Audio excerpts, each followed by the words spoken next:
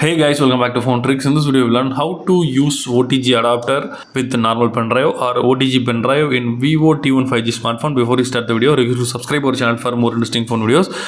So this one is a OTG adapter. This one is a normal pen drive. First of all, you need to insert the pen drive into the OTG adapter.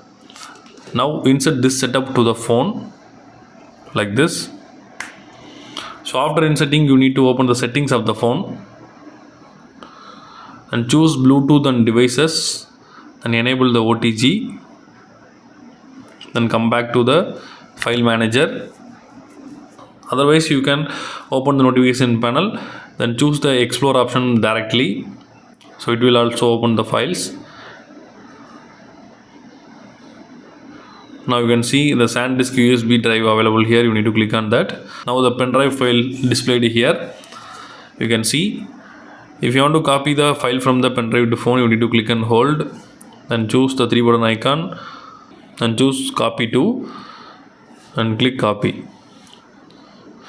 Now the file is copied to the internal storage. If you want to remove the pen drive, you need to swipe down the notification panel and click the eject and wait for a few seconds. Then you can remove the pen drive after only. Otherwise that will be damage your pen drive or your phone.